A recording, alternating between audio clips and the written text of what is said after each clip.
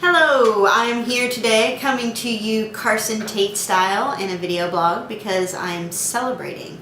I'm celebrating actually several things this time of year. The first is that pitchers and catchers report to spring training next week, which is always a national holiday as considered by the Spangler household. I'm also celebrating because we're just 3 weeks away from my next release, which is called Heart of the Game.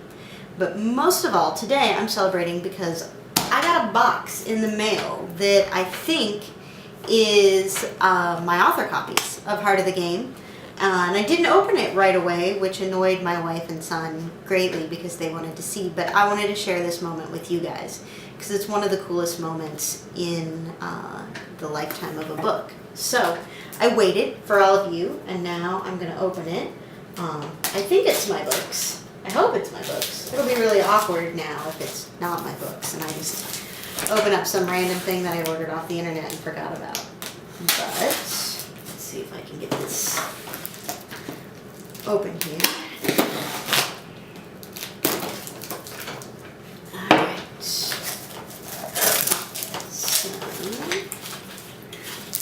it is my books. And they are beautiful. I get to look at it first because I wrote it. But here it is. This is Heart of the Game. This is the book that I worked for more than a year on. So I'm very excited to finally get to hold it in my hand. It's one of those things where, you know, I wrote it. I know all about it. I approved the proofs and everything. But getting to hold it finally makes it feel really real. So there it is. This is Heart of the Game. This is the first copy of Heart of the Game. You saw me open it. And I'm going to say that this one goes to Dawn because Dawn won the auction for the first copy and she donated to my friend Linda Sandoval's yoga studio. So Dawn, there it is. There's your first copy of Heart of the Game. I will sign this and get this in the mail to you this afternoon. All right. So moving on, this week's blog is a question and answer session. You guys who have followed the blog for a while know that we've been doing the countdown, and last week I asked you guys if you had any questions, and I got some. I got several questions that don't require me to give away spoilers, which I said I wouldn't do, or the ones that kind of hinted at spoilers I just sort of tweaked a little bit, so I don't spoil anything. You all can watch this safely. You don't have to cover your ears at any point. So, without further ado, let's get to the first question, which is, did you ever think about being a sportscaster? Would you have picked baseball or another sport? What would be the coolest part of that job for you? Okay, so that's actually 3 questions, but I'm going to answer them all together because they're related and they came from the same person. I did not ever think about becoming a sportscaster or even a sports writer, probably because when it came time to pick a career, I didn't really have the knowledge base for that. Baseball people like to talk about numbers, and I'm not a numbers person. I'm more of a feelings person. I talk about how the game makes me feel. I talk about sort of the stories, the personal touches in the game. So maybe I could do color commentary. That would be a lot of fun for me. And I would pick baseball, absolutely. I follow other sports sort of loosely, but baseball is definitely the one that I love. It's the one that I know the most about. It's the one that I talk the most about. And the best part of that job for me, if I could have it, would be getting paid to talk about baseball and to watch baseball and spend my whole days thinking about baseball, which is something I kind of do anyway. So getting paid for that would be pretty awesome. And I think Duke, who's one of the main characters in the book, actually says that at one point. She can't believe that she's getting paid to do something she would do anyway, though writing is kind of like that for me. And I guess, I don't know, I guess with Heart of the Game, if any of you actually go out and buy it, I will have been paid to talk about baseball. So maybe I found a way to do that without actually becoming a sportscaster. All right, number 2. Why did you choose to have 2 boys and not just Joe? Was there a part of Jackson in each of the boys? I chose to have 2 boys because they're very different. They both bring very different things to the story. Jackson is definitely in Joe. Joe is the older of the boys. He's a bit of a baseball savant. He has baseball knowledge beyond his years, and Jackson was always like that. He understood batting averages. He understood fielding positions, footwork. He turned himself into a switch hitter completely on his own. So I definitely, even though Joe is a little bit older than Jackson is now, I definitely saw a lot of Jackson in Joe, and he was fun to write because of that. But at times he gets to seem almost old for his age. He's sort of an old soul. He's very intuitive, which, you know, I'm fond of my kid. I think he's pretty special and intuitive too. But one of my annoyances when people write children is that they're completely unrealistic children. And I realized I was edging on that with Joe, even though he's realistic to me. He was getting to be that sort of level of a character. And Charlie is the complete opposite. Charlie is 3. He is a human tornado. He is the comic relief in the book, and he is also the chaos factor in the book. He is an extremely real 3-year-old, largely because I've just taken my godson Charlie and put him on the page. Obviously, I didn't even change his name because he's Charlie. He's so Charlie. And my editor, Linda Sandoval, who knows the real Charlie, would write things in the margin like, "That's so Charlie." And he was fun to write because of that. But he also brings a realness to the children in the book, and they don't disappear, which is one thing that I really like. A lot of times I read books in lesbian fiction or mainstream fiction where the kids feel more like a plot device, and they always disappear at the big romantic moment. They're just kind of gone, off to summer camp or off to live with their grandparents for weeks at a time, and that's just not what I wanted for this family. And I really think of them as a family unit. Certainly by the end of the book, they're working through things that normal families and normal parents work through.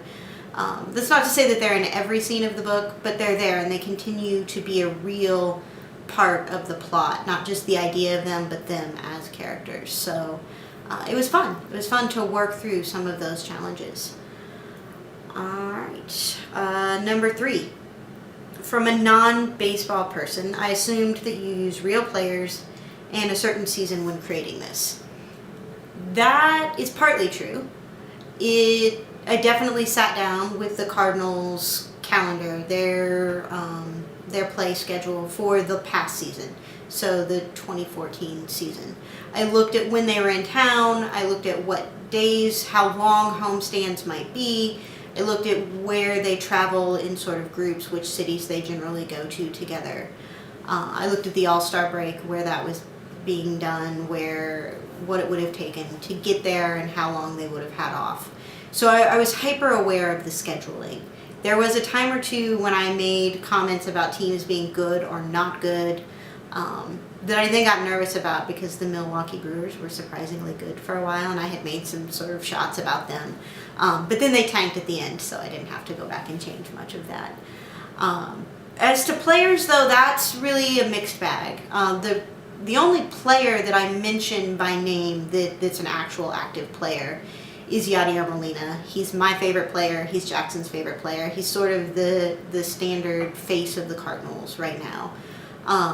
So I mentioned him, but then I had to really stick to truth with him because anyone who follows baseball even a little bit is going to know who Yadier Molina is. And I didn't feel comfortable appropriating his voice. He's a real person, and I think that carries a lot of weight with it. So the other characters are complete fiction in that, you know, I made them up, I made up their names, made up their sort of experiences on the field. Though I think they're classic. I think, you know, we've got a young rookie, we've got a hardened pitcher, we've got, you know, gamers of every kind out there. And I think that they fit sort of prototypical baseball players in a lot of ways that I was able to sort of mold into people. They might be standard baseball players on the field, but within the book I got to decide what kind of people they were. There's my phone. No one ever calls me, except for when I don't want them to. All right, we're going to move on through that. Susie's going to go answer the phone, I hope. Anyway, so the players other than Yadier Molina are all fictional characters, and they're largely named for kids that I've had on my t-ball team. So as you go through, as I needed to pick names for players, I chose the names of the kids that had played for me, which was a lot of fun. Did you always want to write about baseball? I guess I didn't know that I wanted to write about baseball, if that makes sense. I love baseball, and I've included bits of baseball in other books. So if you read Does She Love You, or you read The Long Way Home, you'll see baseball pop up in there. This book, though, actually came about maybe 3 or 4 years ago from a dream. I had a dream about meeting a single mom and 2 boys at a St. Louis Cardinals baseball game. And it was sort of fleeting, but I remember the kids very vividly, and I woke up and I told my wife that I was going to write that book someday, but I wasn't a good enough writer yet. I wanted to learn a few more things, and I did. I had some stretch books between when I had that dream, and I actually thought I was going to put it off a couple more books. I thought I would write a couple more before I started writing about baseball, because obviously it's a very important subject. It's an emotional subject for me, and I wanted to do the game justice. But one day I was out for coffee in Buffalo with Georgia Beers and Linda Sandoval, and I said, I feel like I might write it. I think I might go off schedule and write this book. And they sort of both talked to me, and I needed a name, and we pulled up the most popular names from the year that my main character would have been born, and I said Molly, and they both smiled, and I said, all right, she's Molly, and it just ran from there. And so I kind of lost my fear of am I good enough to write it, and just wrote it, and it was really rewarding. So maybe I have always wanted to write about baseball, but I wasn't sure I was ready yet, or maybe I just wasn't aware enough to know that I had this in me. But once I started, things really sort of spun into its own story, which is obviously the way we all hope that it will go. All right, what's your earliest baseball memories? Well, I have very early memories of playing baseball. I have memories of playing wiffle ball with my dad and my brother, and then when we would go to Illinois for the summers, we always played wiffle ball in my grandparents' front yard or my uncle's front yard. And then I would say I was probably in kindergarten when I played on my first t-ball team. I played with my brother. My dad was the coach. I was the only girl on the team, and I loved it. It was fun. But as we got older, we reached a point pretty quickly, I think it was maybe just 2 years in, that girls weren't allowed to play baseball anymore. So my dad took me to softball tryouts, and it didn't go well. I got frustrated. I got angry. It wasn't the same game. There were positions I didn't know. The ball was huge in my tiny glove, and I hated it. It was not the game that my family played. It was not, what my brother was playing or my dad was coaching. And so I didn't like it, and I quit. And that was probably a really horrible decision. Probably would lose my lesbian card if I admitted that I hated softball as a child. But that was a really strong memory for me, and it's one that you will see pop up a little bit in the book in some of Duke's issues. Maybe writing really is just therapy, and I was working through some of that. But yeah, I don't remember like a first baseball memory because it was just always around. Like I said in an earlier blog, we didn't have a major league team nearby growing up in Florida at the time.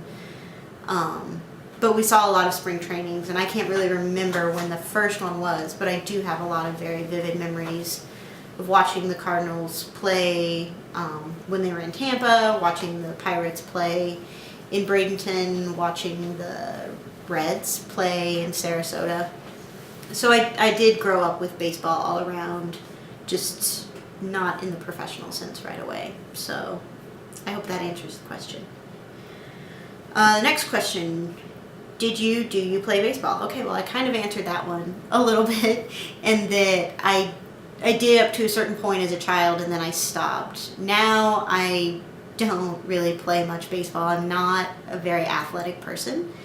I'm not, I don't know what the proper way to say it. Okay, I'll just say it. I'm lazy. I don't like to run a lot. I told Susan once that I thought I would like to play left field because I would have more time to get to the ball, but maybe not because then I would have to run. And she laughed because if my concern about playing baseball is that I don't want to have to run, then maybe I'm not really cut out to be a baseball player.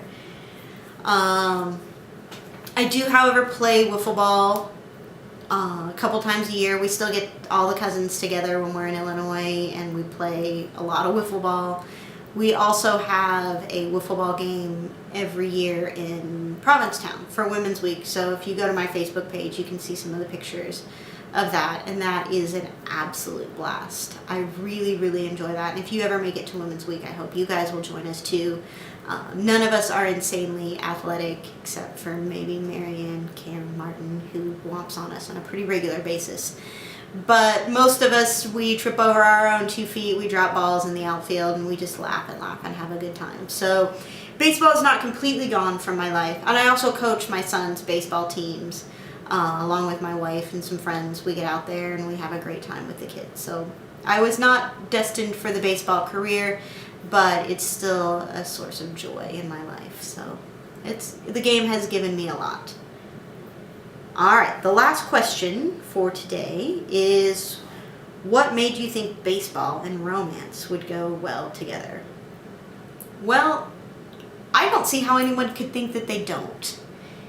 They're the crux of the book, and it is called The Heart of the Game. So I'm not going to give you away the final scene, but for me, there's very few things worth feeling truly emotional about quite so much as baseball. And that love of the game has always taken up such a big piece of my heart, and it's filtered into so many important relationships in my life. There have been times when I can't talk to members of my family about anything but baseball, but because we love each other and we love baseball, we will continue to maintain that relationship just on those conversations. I think that I've learned some of the greatest lessons in my life from baseball, and I think that it's really important to let yourself get emotional about things that matter to you. So when it came time to sort of make that connection between love and baseball, I found that it wasn't hard to do, because that's really what's at the heart of the game for me. It's love. So thank you very much for watching me through this entire time, and I'm going to plug the book one more time because I'm just so happy to have it in my hands again. Heart of the Game. It's available for pre-order from Bold Strokes Books, and I hope that you guys will get it in the next 3 weeks, and I hope you like it. Thanks.